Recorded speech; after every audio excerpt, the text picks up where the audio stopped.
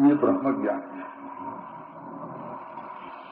तो बाबा बोले कि ब्रह्म ज्ञानी तो सृष्टि में आज तक कोई हुआ नहीं, है नहीं और आगे होगा भी नहीं है। तो बोले कि वाह, ब्रह्मज्ञानी नहीं हुआ कोई आज तक। बोले कि नहीं, ब्रह्म ऐसी चीज है कि उसको जानने के बाद कोई ज्ञानी नहीं होता है। डंडा को जानने के बाद दंडक ज्ञानी हो जाएगा और किताब को जानने के बाद किताबत ज्ञानी हो जाएगा, परंतु ब्रह्म को जानने के बाद, है ना, मैंने ब्रह्म को जान लिया, ऐसी फलक व्याप्ति जा फलक परागर अप्रमेयेषु या फलत्वेन सम्मता। सुरेश्वराचार्य महाराज ने लिखा कि बाहर की चीजों को जान करके जो फलक प्रमा उत्पन्न होती है कि मैंने इसको जान लिया, ब्रह्म को जानने के बाद वो फलक प्रमा उत्पन्न ही नहीं होती।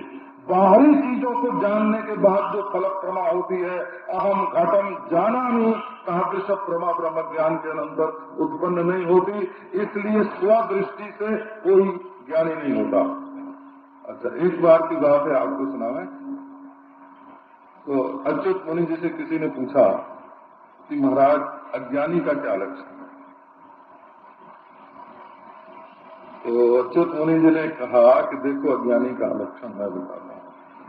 यदि कोई भी वेदांत विचार वाला पुरुष ये बात मानता हो कि विष्णु का ज्ञान बड़ा, ब्रह्मा का ज्ञान बड़ा, सनत कुमार का ज्ञान बड़ा, दत्तात्रेय का ज्ञान बड़ा, ऋषभदेव का ज्ञान बड़ा और हमारा छोटा, यदि अपने ज्ञान में वो छोटे बड़े का अध्यारोप करता हो तो समझना कि उसने ज्ञान के स्वरूप को नहीं समझा।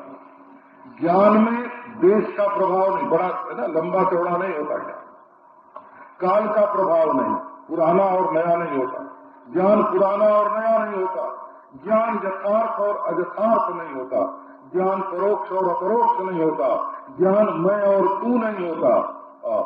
तो ज्ञान जो है विक्षिप्त और समाहित नहीं होता, ज्ञान जीव और ईश्वर नहीं होता, ज्ञान प्रमाण प्रमाता और प्रमेय नहीं होता।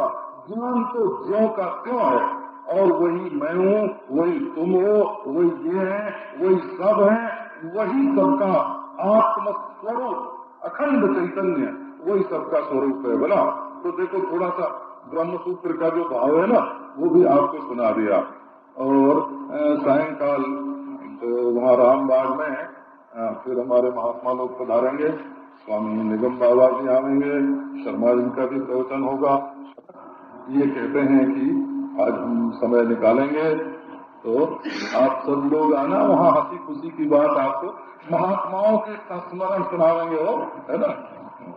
हाँ, एक महात्मा थे, वो बिल्कुल बंदर की तरह रहते थे। हम लोग दर्शन करने के लिए जाते और पेड़ पर चढ़ के पेड़ पर बैठ गए, पेड़ पर बैठ गए और जैसे पूछ लटकती है ना, वैसे उनका पुचिल्ला नीचे कौपीन का लटक गया और वो दोनों हाथ से खाने लगे। बोले मैं बंदर हूँ। तो बोले ब्रह्म हो कि बंदर हो? बोले ब्रह्म को बंदर होने में कोई शर्म नहीं है ना, और बंदर की आत्मा भी ब्रह्म ही है। एक श्री रंगनाथ में महात्मा रहते थे, तो आपको ऐसे बताते हैं, कुत्ते की तरह रहते थे बिल्कुल। जहाज पत्थर उठा करके फेंकते हैं, श्री रामानुज संप्रदाय में उनका बड़ा नाम, वो आचार्य की तरह नहीं रहते थे, वो अपरस नहीं मानते थे, है ना, वो अपरस नहीं मानते थे, वो झूठा काटा नहीं मानते थे। तो वो बस जहाँ कूड़ा फेंका जाता है वहीं ऐसे पड़े रहते, और किसी के का रखा हुआ लड्डू दिख जाता, प्रसाद दिख जाता कि वो रखा हुआ है, तो हाथ पांव दोनों से, माने जैसे कुत्ता चार पांव से चलता है, ऐसे छलांग भर के टूट पड़ते उसके ऊपर और मुंह से लड्डू उठा करके ले जाते। भौरे की तरह रहते हैं, अजगर की तरह रहते हैं, कुत्ते की तरह रहते हैं। हम आपको आज हमारे बचपन से अब तक कैसे कैसे महात्मा मिले ना, हाँ, वो भी तो हमारी जीवनी का एक अंग हो गया ना, तो वो सब हमारे ही रूप है बोला। तो वो आपको आज सुनाएंगे, आप शाम को आना, और ब्रह्मचर्चा तो है कि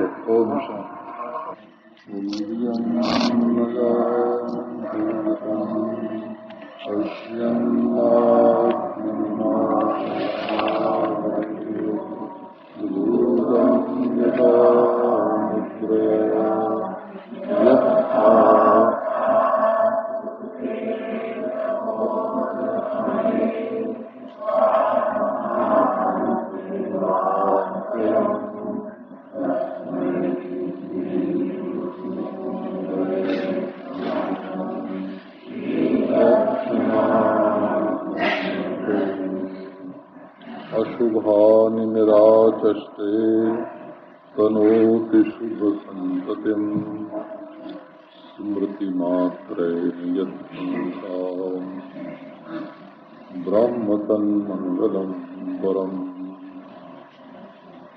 अतिकल्याणरूपत्वात् सर्वकल्याण संश्रयात् स्मर्तीणाम् वरदत्वाच्च ब्रह्म तन्मंगलम् विदो।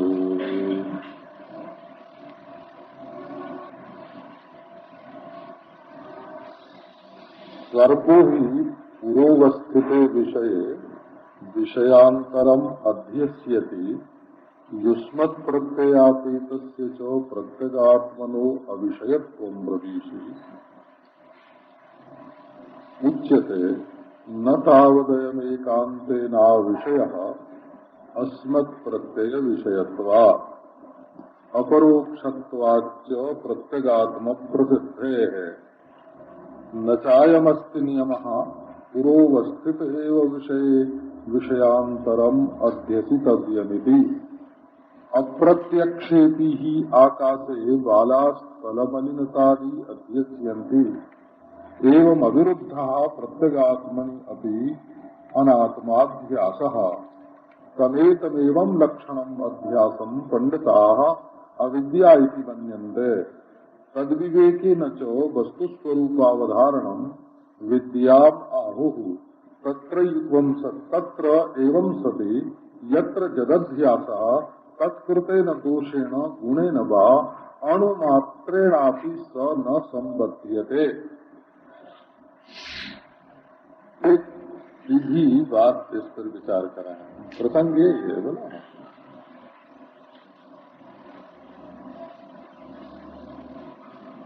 अहम को ज्ञान होता है कि ज्ञान से अहम जाना जाता है।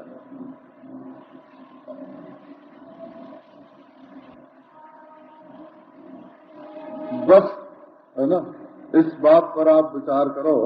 अहम इदम की बात करो, इदम माने यह और अहम माने मैं।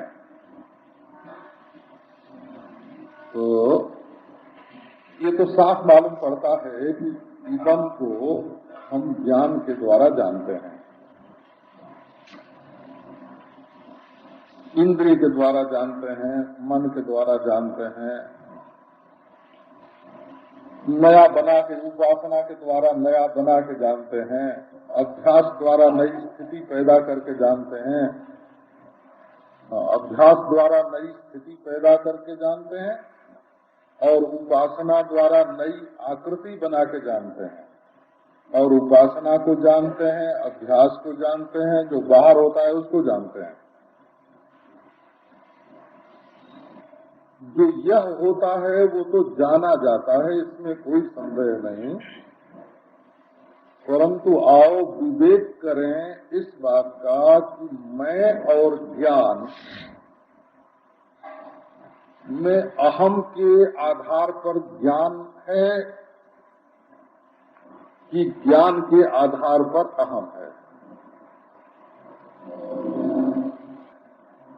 अहम में ज्ञान पैदा होता और नष्ट हो जाता है कि ज्ञान में अहम पैदा होता और नष्ट हो जाता है। बस आप अगर इस पर एकांत में विचार करें तो ये जैसे बोलते हैं ना कि किसी की रीढ़ पकड़ ली, ये वेदांत विचार का मेरुदंड है, मेरुदंड और रीढ़। अहमा ज्ञानम प्रकाश्यते ज्ञानेन वा अहम प्रकाश्यते। देखो, अहम को अन्य करके ज्ञानेन अहम प्रकाश्यते ऐसा बोल दिया हो। ज्ञान से अहम प्रकाशित होता है कि अहम से ज्ञान प्रकाशित होता है। सीताराम। तो आप अब देखो, अहम के पक्ष में बात करते हैं। घड़ा को जानो, कपड़ा को जानो, औरत को जानो, मर्द को जानो, है? कोई चीज भी जानी जाएगी तो जानने वाला मैं मौजूद रहेगा। मैं को ही तो सब कुछ मालूम पड़ता है। देश काल वस्तु जागृत स्वप्न सुषुप्ति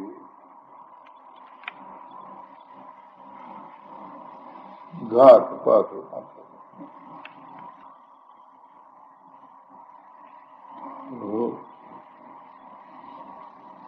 हे भगवान। तो ऐसा लगता है कि ज्ञान का आधार अहम है। ये हमारे दर्शनों में इस पक्ष के दर्शन है हो। न्याय दर्शन यही पक्ष स्वीकार करता है। हमारा आस्तिक न्याय दर्शन ये पक्ष स्वीकार करता है कि ज्ञान तो आत्मा का गुण है। आत्मा जो है वो ज्ञान गुण का आश्रय है। वो इंद्रिय विषय आदि के संयोग में अभिव्यक्त होता है, वृत्ति बनती है, अयम घटा, और नहीं बनती है। बोले इसका अध्यास के साथ क्या संबंध है? कि बड़ा संबंध है इसका अध्यास के साथ। अच्छा, इसी न्याय दर्शन को हमारे उपासना के, है ना, उपासना के आचार्यों ने भी पकड़ा है। वो कहते हैं कि एक ज्ञान धर्म है और एक धर्मी भी ज्ञान स्वरूप है। माने जीव भी ज्ञान है और वृत्ति भी ज्ञान है। और न्याय दर्शन वाले कहते हैं वृत्ति ही ज्ञान है, जीव के ज्ञानत्व का निरूपण नहीं करते हैं। तो अब ज्ञान को गुण मानने पर तो वेदांतियों ने वो आक्षेप किया है, अद्वैत वेदांत में जहां तहां इस बात का खंडन मिलता है। कहते हैं कि अच्छा, ज्ञान जिसका गुण है वो अज्ञान रूप है, जड़ रूप है कि चेतन रूप है? नारायण, कट गई बात। यदि ज्ञान तो होवे गुण और जीवात्मा होवे गुणी, तो जीवात्मा का सहज रूप ज्ञान नहीं होगा, बोला अज्ञान रूप होगा। और अज्ञान रूप होगा तो जड़ होगा, जड़। तो आत्मा को ज्ञानातिरिक्त रूप मानना, उसको जड़ मानना है। गुण गुणी भाव हो गया। तो अगली बात को जरा, है ना, विचार करने की है। ऐसा है, आप स्वयं भी हमारी लगाई हुई बुद्धि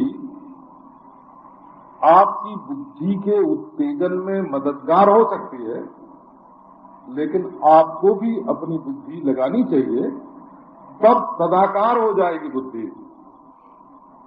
आप अपनी बुद्धि लगाएंगे तो बुद्धि आपकी सदाकार हो जाएगी, और हमारी लगाई हुई बुद्धि से काम लेंगे तो उससे केवल उत्तेजन प्राप्त होगा। स्वयं च तत्वम स्वयमेव बुद्धम। आप स्वयं तत्व हैं, आपको स्वयं समझना पड़ेगा। तो दुनिया में जितना भी ज्ञान होता है, उस ज्ञान के मूल में अहम मौजूद रहता है। तो बिल्कुल ठीक। इसी से तो हम कहते हैं कि इदम से अहम बड़ा है, यह तो मैं बड़ा है। क्योंकि जितना ज्ञान होता है इदम रूप, यह रूप जितना ज्ञान होता है दुनिया में, संसार में, वो सब अहम के आश्रित होता है। पर अहम परिच्छिन्न है कि नहीं और इसका ज्ञान होता है कि नहीं, ये विचार करके देखो। तो अहम तो एक शरीर में होता है और हमको ज्ञान पूरे मकान का हो रहा है। तो जहां अहम है उसका भी ज्ञान हो रहा है और जहां अहम नहीं है उसका भी ज्ञान हो रहा है। बोले ठीक है, पूरे मकान का तो इसलिए हो रहा है कि अहम की जो ज्योति है वो इंद्रियों के द्वारा पूरे मकान में बिखर रही है। तो नहीं, मकान जो है वो इंद्रिय के द्वारा हमारे अंतःकरण में प्रतिभाषित हो रहा है। इस पर भी दो विचार है। आपके विचार के लिए ये विषय भी हम उपक्षिप्त कर देते हैं और आपके सामने रख देते हैं कि इंद्रियां विषय के पास जाकर उसको जानती हैं। माने जब हम आपको देखते हैं तो क्या हमारी आंख में से कोई चीज निकलकर आपके पास जाती है, या हमारी आंख की ऐसी बनावट है कि आपकी परछाई आ करके हमारी आंख में पड़ती है और हम भीतर ही भीतर आपको देख लेते हैं। माने इंद्रिय विषय देश में जाती है कि विषय इंद्रिय देश में आता है। इसको दर्शन शास्त्र में प्रत्याशक्ति विचार कहा गया है। प्रत्याशक्ति बोलते हैं इसको। नाम, इसका पारिभाषिक नाम आपको बता देता हूं। प्राप्यकारित्व और अप्राप्यकारित्व इंद्रियों में। तो देखो, नाक को सब मानते हैं इस बात को। भला नाक के बारे में सबका मत है यही कि नाक गंध में नहीं जाती है, गंध ही नाक में आती है। ये सर्वसम्मत है। भला बौद्ध पक्ष, वेदांत पक्ष, न्याय पक्ष सर्वसम्मत है कि नाक गंध में नहीं जाती, गंध ही नाक में आती है। सर्वसम्मत है। और जिह्वा और रस के बारे में भी सर्वसम्मत है कि स्वाद ही जीभ पर आता है, जीभ स्वाद में नहीं जाती। ये भी सर्वसम्मत है। देखो, आपको इतनी मोटी मोटी बात बताता हूं, जैसे कोई क्लास में पढ़ने के लिए जाए ना, तो जैसे लोअर प्राइमरी में, अपर प्राइमरी में जो बात बताई जाती है, ये वेदांत की वो बात है कि इंद्रिय विषय में जाती है कि विषय इंद्रिय में आती है। ब्रह्मसूत्र पढ़ाने वाला ये बात आपको नहीं बता देगा, भला नहीं सुनावेगा। तो अच्छा, जिह्वा के बारे में भी सर्वसम्मत है। अच्छा, त्वचा के बारे में भी सर्वसम्मत है कि चाम किसी विषय के पास, स्पर्श के पास नहीं जाता, स्पर्श ही चाम के बारे में आता है। लेकिन आंख और कान के बारे में मतभेद है। बौद्ध दर्शन का, न्याय दर्शन का, वेदांत दर्शन का। और ज्ञान कैसे होता है, इस बात को भी तो समझने की कोशिश करनी चाहिए ना, कि आखिर ज्ञान होता कैसे है। तो एक भौतिकवादी पक्ष है, विज्ञानवादी पक्ष है।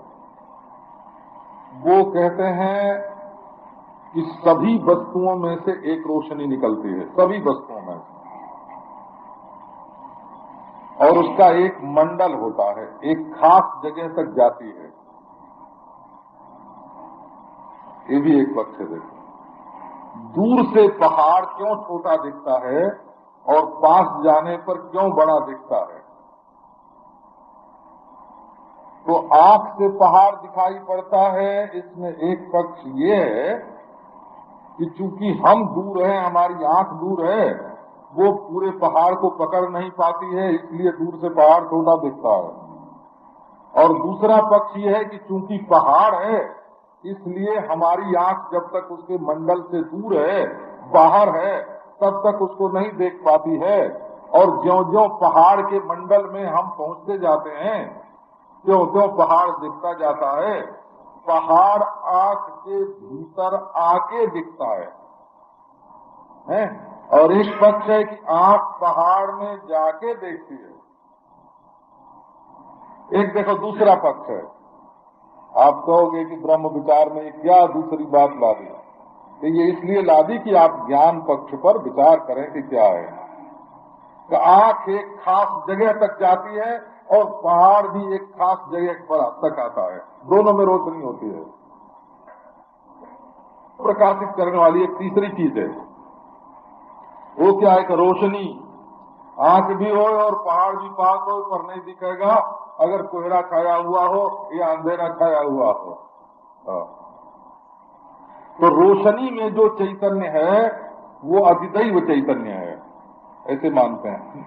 इंद्रिय का अनुग्रह, वो इंद्रिय में आके ही अनुग्रह करता है, बाहर रह के नहीं। और एक विषय चैतन्य है बोला, उसमें भी स्फुरना है। देखो वेदांत का विचार बहुत बढ़िया है ना, क्योंकि जो सच्चिदानंद अहमर्थ में फुर रहा है वही सच्चिदानंद पहाड़ में भी फुर रहा है, वही अधिष्ठान है। यहाँ अंतःकरण द्वारा प्रकाशित हो रहा है और वहाँ अंतःकरण द्वारा प्रकाशित नहीं हो रहा है, केवल एतावन मात्र भेद है। और वही सूर्य में भी है। तो अब देखो, आप विचार करना इस बात पर कि अहम को इंद्रियों के द्वारा विषय का ज्ञान होता है, ये तो ठीक, परंतु क्या हमारा ये अहम हर समय रहता है? वो हर जगह रहता है, हर वस्तु में रहता है? नारायण, यदि तुम अपने अहम को हर जगह रहने वाला और हर वस्तु में रहने वाला है और हर समय रहने वाला तुमने अपने अहम को मान लिया, तो अब आपको चुनौती है कि आप अपने अहम को परिच्छिन्न सिद्ध करो। यदि सब जगह मन सब जगह तो आपका अहम जानता है और सब जगह रह के जानता है और सब काल को आपका अहम जानता है और सब काल में रह के जानता है और सब वस्तु को आपका अहम जानता है और सब में रह के जानता है, तो आप अपने अहम की परिच्छिन्नता बताओ।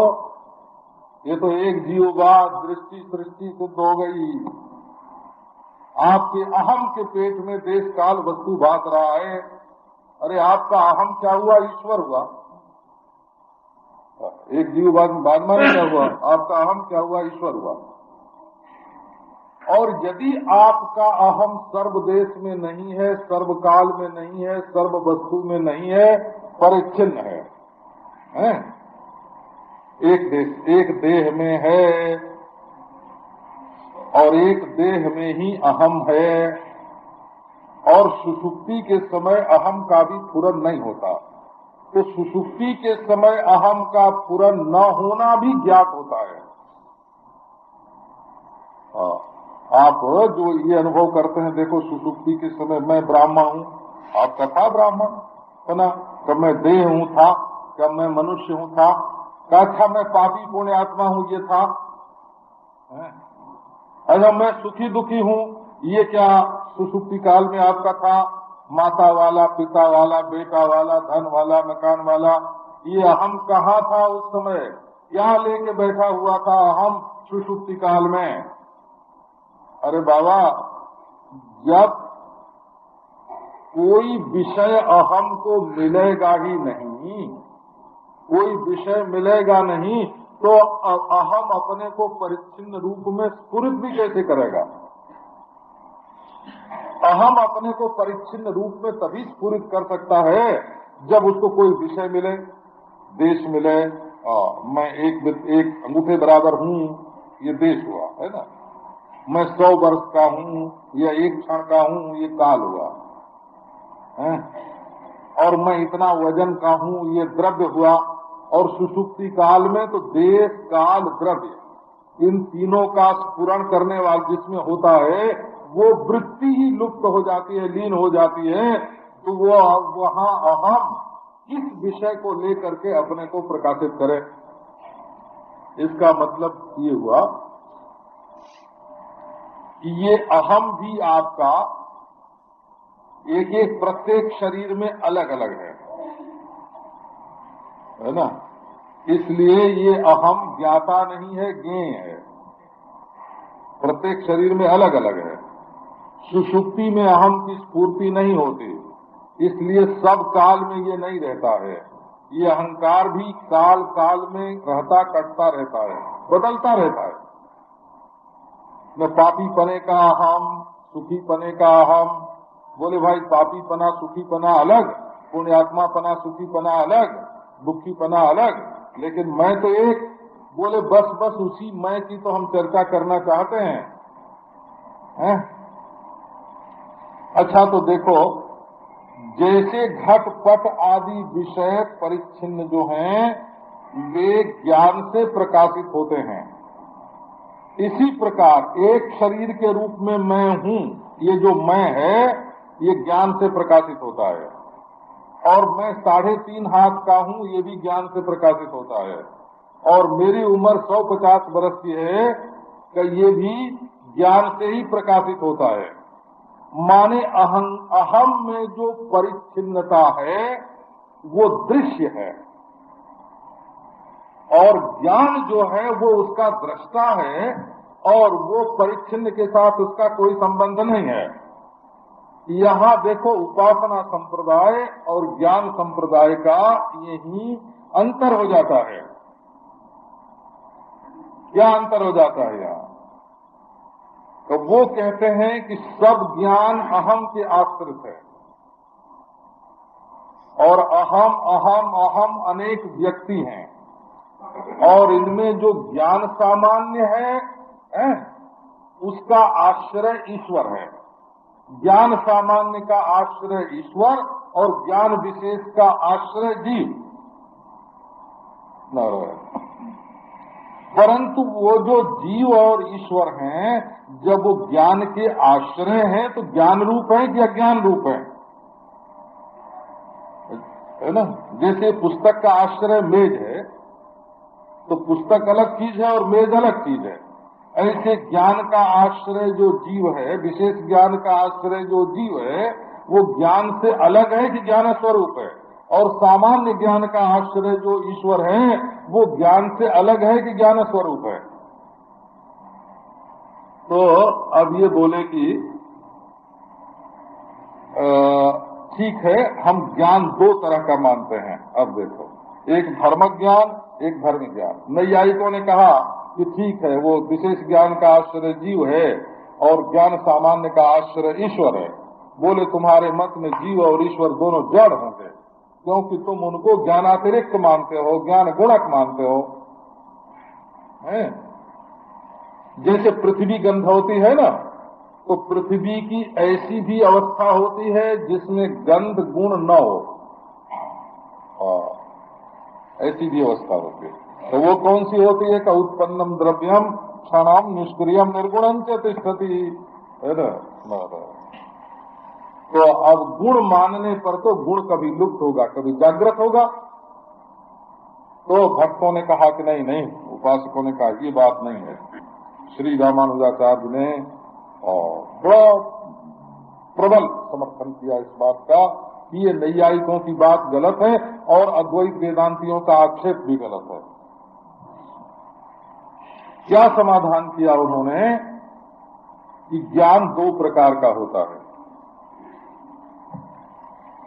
एक धर्म ज्ञान और एक धार्मिक ज्ञान।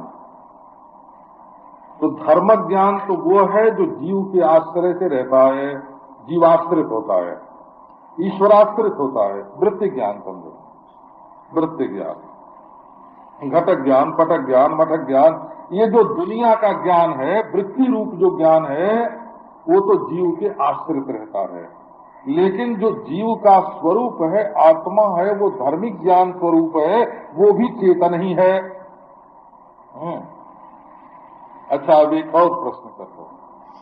ये ज्ञान में जो प्रकार द्वय है, प्रकार का द्वित्व है, वो प्रकाश्य है कि नहीं? नारायण, द्वित्व माने भेद।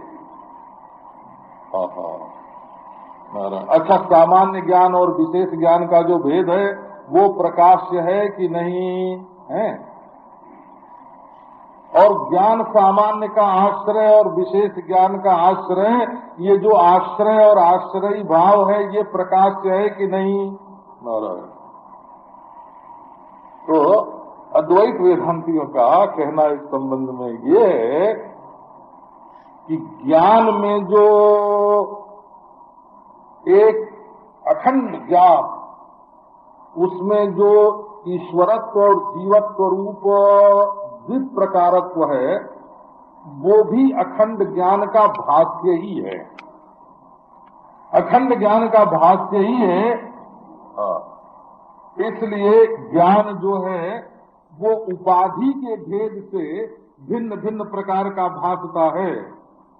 सामान्य की उपाधि से, समष्टि की उपाधि से, ऐसे समझो, सृष्टि प्रलय आदि, काल सामान्य, देश सामान्य, द्रव्य सामान्य, वृत्ति सामान्य, सामान्य की उपाधि से वो ईश्वरत्व न भासता है और विशेष की उपाधि से वो जीवत्व न भासता है।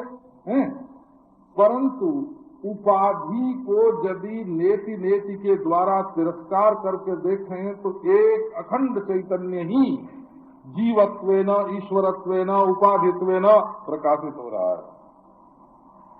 अच्छा, एक प्रसंग वेदांतियों का इस संबंध में और बहुत मजेदार है। वो ये है कि अच्छा, सोपाधिक जो है वो तो ईश्वर है और निरुपाधिक ब्रह्म है। तो ये जो बच्चे वेदांती हैं, है ना, माने अपने आप जो पढ़ लेते हैं, या जो शास्त्रीय रीति से वेदांत का स्वाध्याय नहीं करते हैं, उसमें प्रणाली होती है वो समझने की। तो माने कल्पना भी अगर कायदे से चलती है तब लक्ष्य पर पहुंचती है, और बीच में अगर बेकायदे हो जाती है तो भटक जाती है। कल्पना को भी कायदे से ले चलना पड़ता है, माने तर्क होए, युक्ति होए, परंतु लक्ष्य, एक लक्ष्य के लिए चले, है ना, तब तो लक्ष्य की प्राप्ति होगी।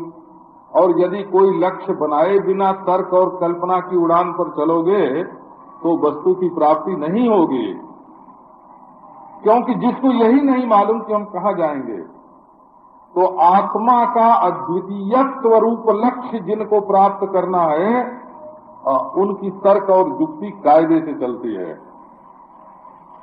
इसी से अधिकारी का विचार है। यदि कोई लक्ष्य न हो तो अधिकारी का विचार सिद्ध नहीं होगा। हो अधिकारी का विचार लक्ष्य होने से ही सिद्ध होता है। प्रयोजन का विचार लक्ष्य होने से ही सिद्ध होता है। विषय का विचार लक्ष्य होने से ही सिद्ध होता है। यदि लक्ष्य ही न हो जीवन में, जिज्ञासु परमात्मा को प्राप्त ही न करना चाहता हो, परमार्थ को, सत्य को, परमात्मा को, आत्मा को, ब्रह्म को यदि जिज्ञासु प्राप्त न करना चाहता हो और केवल लक्ष्य, केवल तर्क वितर्क करे, तो उसके हाथ कुछ नहीं लगेगा। हो ठन ठन पाल। ये तार्किक लोग पथभ्रष्ट करते हैं मनुष्य को, उसको लक्ष्य की ओर जाने में रुकावट डालते हैं। इसीलिए तर्का प्रतिष्ठानात्। तो अब बात आपको ये सुनाते हैं। आपको देखो, एक वेदांत का सीधा सवाल आपको बताते हैं। अभी अभ्यास आप देखो, जैसे उपाधि शब्द का आप अर्थ पहले समझ लो। उप माने पास, और आधि माने आधान। जो चीज किसी के पास रखी हुई हो पास, लेकिन अपने गुण धर्म को दूसरे में आधान कर रही हो, है ना। उप समीपे स्थित्वा आधानम स्वगुणस्य स्वधर्मस्य अन्यस्मिन् आधानम उपाधि। ये आदि शब्द जो है ना, उससे आप लोग बहुत परिचित हैं। ये आधी मार डालती है वो। ये जब शरीर में होती है तो इसका नाम व्याधि होता है, आप जानते हैं, रोग व्याधि। और मन में होती है तो इसका नाम आदि होता है। आदि माने मानसिक रोग, चिंता। और जब ये निवृत्त, जब ये शांत हो जाती है तब इसका नाम समाधि होता है। माने शरीर में, मन में कोई रोग नहीं है, सम प्रसन्न बैठे हुए हैं, तो इसका नाम समाधि होता है। सम, सम्यक, आदि। मनोवृत्तियों का विविध अंगों में और विषयों में जाना, ये ना विशेष विशेष अंगों में जाना, ये व्याधि है। और चारों ओर जाना, ये आदि है, बोला। और एक जगह रहना, ये समाधि है। और ये तीनों कहाँ रहते हैं? कि उपाधि में रहते हैं, बोला, उपाधि। तो उपाधि क्या है? का उपाधि वो है जो आत्मा के पास रहकर, उप माने पास, आत्मा के पास तो रहे और अपना जो गुण धर्म है उसको आत्मा में डाल दे, आत्मा में आरोपित कर दे, उसका नाम होता है उपाधि। उप समीपे स्थित्वा आधत्ते स्वधर्मान अन्यस्मिन् निते उपाधानम उपाधि। ये धा धातु जो है ना बहुत प्रसिद्ध है ना, जिसका दधाती धत्ते जिसका रूप बनता है, ये उभय है ना, उभयपदी होने से दधाती और धत्ते आत्मनेपदी और परस्मैपदी उभय लिंगी धातु है। तो इससे उपसर्ग जब जुड़ता है ना, उप और आ उपसर्ग जुड़ता है, तो इससे की प्रत्यय होता है। दाधा ग्वदा, दाधा दा और धा दोनों धातु से घी संज्ञा होती है। तो आदि ही दा से आदि और धा से आधि, ये रूप बनता है। उपसर्ग जुड़ने पर धू संज्ञा होकर की प्रत्यय हो जाता है। ये व्याकरण की रीति है। तो ये सब आपको याद नहीं रहेगा। हाँ, इसमें याद रखने की बात इतनी है कि जैसे मणि तो है बिल्कुल उज्ज्वल सफेद, शीशा है बिल्कुल सफेद। संस्कृत में शीशे को भी मणि बोलते हैं, हो पत्थर को भी मणि बोलते हैं। ये बिल्लौरी पत्थर को भी स्फटिक मणि बोलते हैं। आप लोग, कोई आपसे पूछे कि स्फटिक मणि क्या होता है, तो यही जो बिल्लौरी पत्थर जिसकी माला पहनते हैं ना कई लोग, जरा सफेद सफेद चमक, शीशा समझो तुम, शीशा समझो, सफेद पत्थर समझो। अच्छा, वो यदि लाल कपड़े पर रख दिया जाए तो लाल मालूम पड़ेगा। तो अब उपाधि इसमें कौन है? उपाधि लाल कपड़ा है उपाधि, क्योंकि वो सफेद चीज के पास रहकर सफेद चीज को लाल दिखाता है। तो सफेद चीज के उपमाने पास रहकर अपनी लालिमा का आधान करता है उज्ज्वल पदार्थ में, सफेद में, इसलिए उसका नाम है ना उपाधि हो गया। जपा कुसुम उपाधि है और स्फटिक मणि उपहित है। उपाधि और उपहित ऐसे समझो। तो ये जो दुनिया दिखाई पड़ रही है, अब अंतःकरण है हमारे हमारे चैतन्य के ज्ञान स्वरूप आत्मा के उपमाने पास रह करके ये अपनी चिंता हमारे अंदर डाल देता है। इसी से इसको उपाधि बोलते हैं। उपाधि बोलने का अर्थ यही है।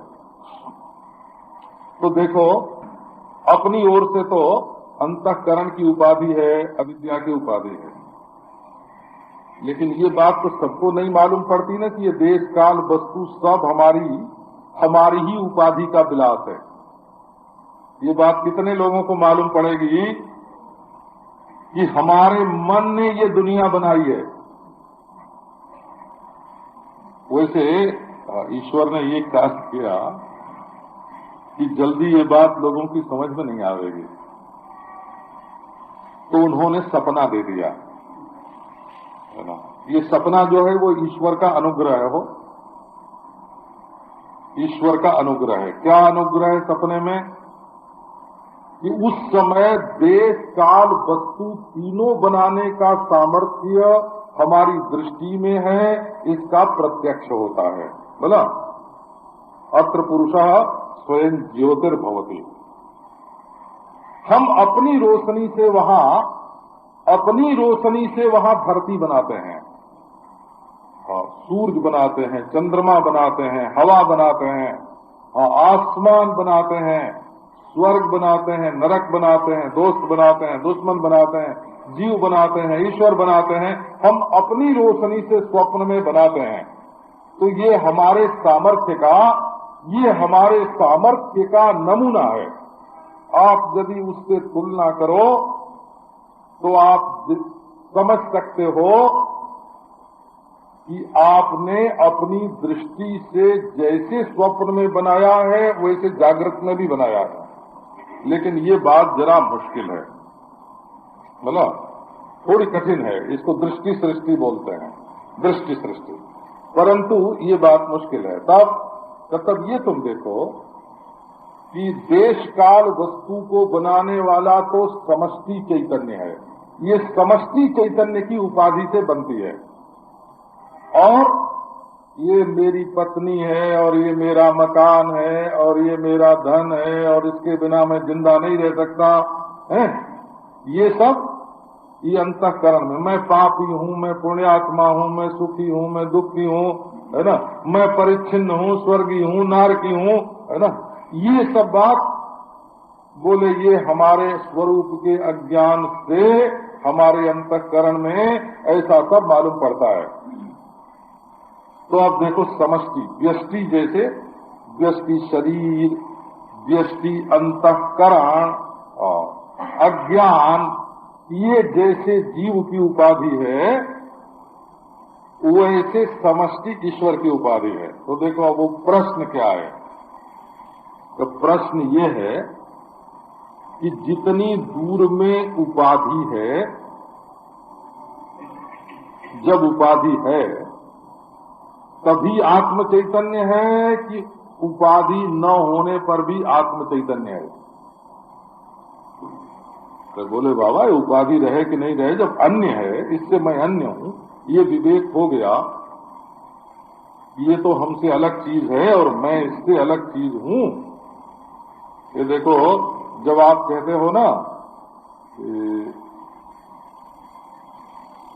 हमारा धन खो गया, तो धन तुम्हारा था ही कब कि खो गया? तो धन खोने का जो दुख होता है वो धन नहीं देता। ये हमारे मन में जो मेरापन की मान्यता है वो दुख देती है। स्त्री खो जाती है, धन खो जाता है, मकान नष्ट हो जाता है, संपत्ति चली जाती है, संबंधी नहीं रहते हैं, तो जितना दुख होता है वो मेरापने के अध्यास से होता है। ये समष्टि में नहीं है, ईश्वर सृष्टि में नहीं है। श्री वल्लभाचार्य जी महाराज ने कहा कि ईश्वर ने जगत बनाया है और उसमें अपनी भूल से जीव ने संसार बना लिया है। वो जगत और संसार दोनों शब्दों का अर्थ अलग अलग मानते हैं हो। मेरी स्त्री, मेरा पुत्र, मेरा धन, ये क्या है? बोले संसार है।